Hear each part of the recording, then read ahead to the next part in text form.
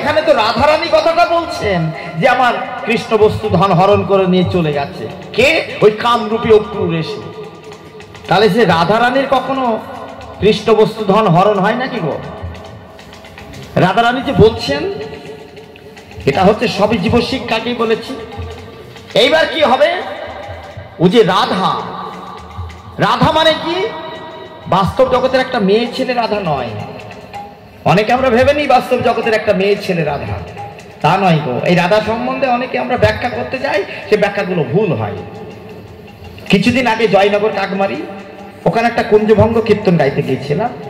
কীর্তনের পরে এক বাবা পিছন থেকে ডাকছেন, ও বাবা, বাবা শোনো না, শোনো। আমি বললাম বলো বাবা, কতদিন পরে তোমাকে দেখলাম, অনেকদিন পরে দেখলাম, তা বাবা ভালো আছো তো? আমি বললাম বাবা প্রভুর ইচ্ছায় আমি ভালোই আছি, প্রভু আমাকে ভালোই রেখেছেন।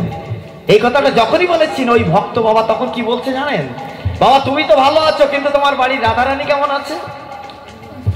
তার মানে আমার বাড়িও না। দেখুন কার সঙ্গে কার তুলনা করতে যাচ্ছে। অনেকে এইভাবে তুলনা করতে চায়, কিন্তু কোনো ভুল ব্যাখ্যা।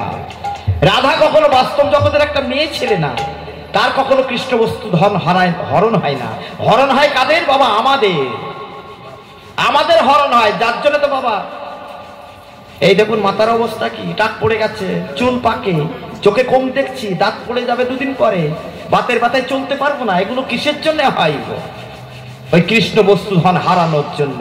হরে কৃষ্ণ, তাছাড়া কিচ্ছু না। একেবারে বাংলা পরিষ্কার তত্ত্ব কথা। নইলে মানুষ কি কখনো মরে গো? মানুষ কখনো মরে না। ওই মরে তো বাবা ওই বাবা লোভে। একটা লক্ষ্য করে দেখবেন, যেখানে মানুষের লোভ জাগে, যে বস্তুতে লোভ জাগে, সেই বস্তুতেই মানুষের মরণ হয়। একেবারে তত্ত্বভিত্তিক কথা। হ্যাঁ, তা ও যে হচ্ছে বাবা রাধা, রাধার কখনো কৃষ্ণ বস্তু ধন হারায় না। যদি হারাতো তাহলে কৃষ্ণকে কখনো সুখ দিতে পারতো না, কৃষ্ণের কামকে সে নির্বাপন করতে পারতো না কোনোদিনই। এই জগতে কোনো নারী নেই এখনো পর্যন্ত, কোনো প্রকৃতি নেই যে কৃষ্ণকে সুখ দেয়, একমাত্র রাধা ছাড়া। কেননা অনেক কথা বলতে হয়। বৃন্দাবনে অনেক ছিল, বৃন্দাবনে ছিল 100 কোটি গোপী। ওখান থেকে যখন দ্বারকায় যায়, মথুরায় কেউ সুখ দিতে পারে নাই। তারপরে সর্বশেষ যখন দ্বারকায় যায়, দ্বারকায় গিয়েও সেখানেও বাবা কেউ শ্রীকৃষ্ণকে সুখ দিতে পারে নাই।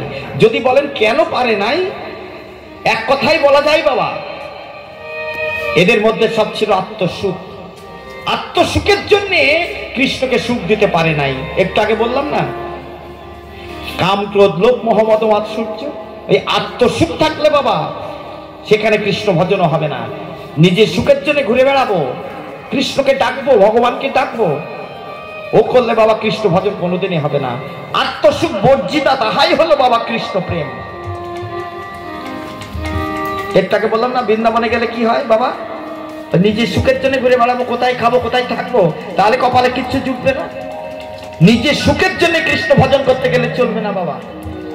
হ্যাঁ, দ্বারকায় 16,008 মহিষী ছিল, তারা তাদের পর্যন্ত কৃষ্ণকে সুখ দিতে পারে নাই।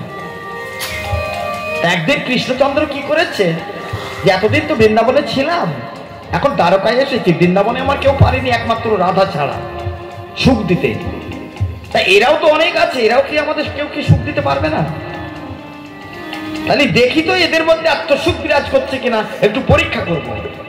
তাই বলে কৃষ্ণচন্দ্র কি করেছিলেন, একটা পারিজাত ফুলের বৃক্ষ, পারিজাত ফুল কি করেছিল গো? পারিজাত ফুল এনে রুক্মিণী, সত্যভামা, জাম্বুবতী 16,008 মহিষীর মধ্যে এরা হলো প্রধানা। রুক্মিণী, সত্যভামা, জাম্বুবতী এরা হচ্ছে প্রধানা। তা ওই পারিজাত ফুলটা নিয়ে এসে সত্যভামার এই চুলের খোপাতে গুজে দিয়েছিলেন। যেই গুজে দিয়েছিলেন রুক্মিণীর হয়ে গেল রাগ। যেই রাগ হয়ে গেল, কথা বলছে না। কৃষ্ণচন্দ্র তো বুঝতে পেরেছে এদের মধ্যে আত্মসুখ বিরাজ করছে, নইলে কখনোই রাগ আসতো না ভিতরে। কাম ক্রোধ যার ভিতরে বাবা আত্মসুখ নেই, তার কখনো রাগও হবে না, রাগ আসবে না কখনো। আত্মসুখকে যে বিসর্জন দিয়েছে, তার ভিতরে লোভ লালসা আসবে না, রাগ আসবে না। কৃষ্ণচন্দ্র বুঝতে পারলেন এদের ভিতরে আত্মসুখ, নইলে ওর রাগ হবে কেন? পারিজাত ফুলটা এই সত্যভামার খোপায় যখন বুঝে দিলাম, ওর রাগ হয়ে গেল। এটা তো বাবা আত্মসুখের জন্য ওর খোপায় বুঝে দিল, কথা বলছে না। কৃষ্ণচন্দ্র গিয়ে বলে, রুক্মিণী কথা বলছো না কেন? কেন কথা বলছো না? ও বুঝতে পেরেছি, পারিজাত ফুলটা ওই সত্যভামার খোপায় বুঝে দিলাম বলে আর একটা ফুল এনে আমি তোমার খোপায় বুঝে দিচ্ছি। না, দরকার নেই, কোনো দরকার নেই, কোনো প্রয়োজন নেই। প্রথমে দিলে না। আর তবে একটা কাজ করতে পারো, অন্য একটা ফুল এনে আমার খোপায় বুঝে দিলে আমি নেব না।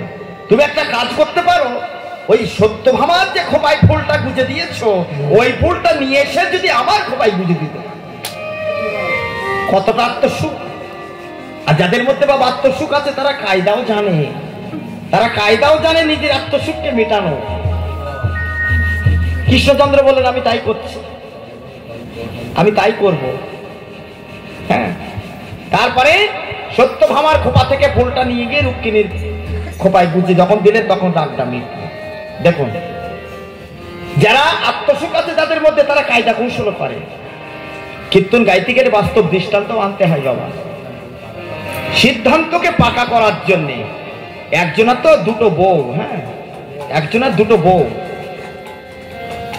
বাড়ির যিনি মহাজন, ওদের যে স্বামী, ছোট বউটার বেশি ভালোবাসে, বড়টা তেমন ভালোবাসে না। বড় বউটা একদিন মনে মনে চিন্তা করছে, হ্যাঁ আমিও বউ, ও বউ, ওকে কেন এত ভালোবাসবে, দাঁড়া ভালোবাসাচ্ছে। ওদের স্বামী একদিন দুপুরবেলা খাওয়া দাওয়া করে ঘরের মধ্যে খাটের ওপরে গিয়ে শুয়েছে, একেবারে দুপুরবেলা, একেবারে নিদ্রা, ঘুম এসে গেছে। আর বড় বউটা কি করেছে, ওই যে গাছে যে তাল ধরে না, তাল, ভাদ্র মাসে যে তাল, ওই তাল পেকে গেলে পারে ওই যে তালের বড়া টড়া করি না, ওই যে তালের গোলাটা বের করে, ওই বড় বউটা ওই একটা পাকা তাল নিয়ে নে, তালটা ছাড়িয়ে ওই পাকা তালের গোলাটা বের করেছে। বের করে একটা পাত্রে নিয়ে ঘরের মধ্যে গিয়ে, স্বামী ঘুমিয়ে আছে, ওই তালের গোলা নিয়ে গিয়ে ওই স্বামীর ওই কাপড়ে কাঁচা টাচায় গিয়ে সব লাগিয়ে দিয়ে এসেছে। লাগিয়ে দিয়ে এসেছে, মানে খেলা দেখবে বলে দিয়ে বাইরে চলে এসেছে। তাকিয়ে আছে, লক্ষ্য করে আছে, দেখি কি হয়, দেখি কি হয়। কিছুক্ষণ পর ছোট বউটা ঘরে ঢুকছে, ঢুকে গিয়ে দেখো ওই অবস্থা।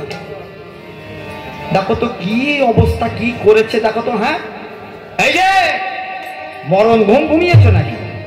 হ্যাঁ, এ কি করেছে? পায়খানা লেগেছিল, তা বলতে কি হয়েছে তোমার? ছোট বউটা মনে করছে পায়খানা করে ফেলেছে। পায়খানা লেগেছিল, কি হয়েছে, মরণ ঘুম ঘুমিয়েছ নাকি, কে পরিষ্কার করে দেখো। হ্যাঁ, বড় বউটা চিন্তা করছে, হ্যাঁ হয়েছে, ঔষধে কাজ হয়েছে।